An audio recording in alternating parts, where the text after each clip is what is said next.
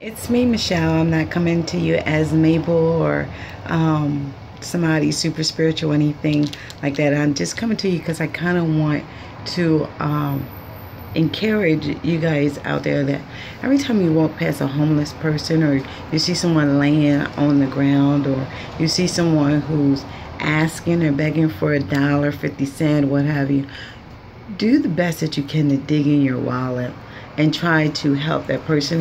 Nowadays, the Christians were so worried about what that individual is going to do with the money that you give them. I've heard a lot of Christians say, well, I work hard for my money and I don't want somebody to just go and just waste my money on whatever. Well, our job is to bless that individual, to give that individual what they need, Of course, yes, use discernment, but a lot of us nowadays are using that as an excuse of just not being able to give. We're walking around with our Gucci pocketbooks and our Guess this and our Louis Vuitton, and all that kind of stuff, our name brand stuff that we really don't even need. And it's people out here who are really struggling. Yes, I do know, I'm not crazy, that there are people who are taking advantage of that. But let God deal with that, because we never know when we are entertaining an angel unaware. The reason why this is so passionate to me, because a lot of people don't know that I slept in my car for 3 months. I did. And I know you're probably like, well, your mom and your dad didn't know anything about it. No, they didn't, because I covered it up. At that time, I worked at a hotel, so I was able to take a bath and refreshen up in the bathroom, and I had so much pride. I didn't want anybody to know that I was struggling and that I needed help. And for 3 months, I struggled living in my car, and I was a grown woman, and it's not been too many years ago.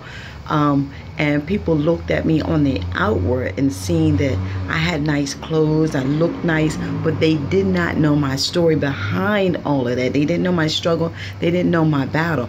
Most of my money was going to chemo or to hospital visits, doctor's visits, and a lot of people didn't know that. And the sad thing about it is a lot of people didn't use discernment to even check and see if I needed help. They thought just because I was smiling and making other people smile that I was okay. Then I ended up living in a hotel. I'm not talking about Hampton Inn, Holiday Inn. I'm not talking about any of that. I'm talking about I lived in an old hotel for 6 to 7 months until I was able to save up money, where my boss seen that I needed help, and she was just like, hey, I'll ask my boss, can you stay here? And I stayed there, and I was content, and I was thankful that I had a place to stay. I was thankful that it wasn't in my car anymore. So I say that with all the passion that's in me, to try to reach beyond what you think or what you feel or where your money going, and help somebody out there. I mean, really, somebody that you see that's struggling, that's worse off than you. And then again, don't even go about the looks of a person, because just like I said in my story just a while ago, I looked like I was okay. I looked like it was fine. But for 3 whole months, I stayed in my car.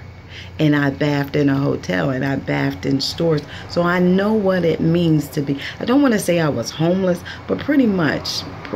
And I had a place to go if I wanted to go, but I didn't want them to know that I was going through. So again, with all the love that I have on the inside of me, stop trying to be holier than thou and deep and spooky and all this kind of stuff, and think that we got it going on. We walk past people every day. People are struggling. We don't even know it because we're so absorbed with our own stuff, our own foolishness, and worried about our own bills and our own struggles.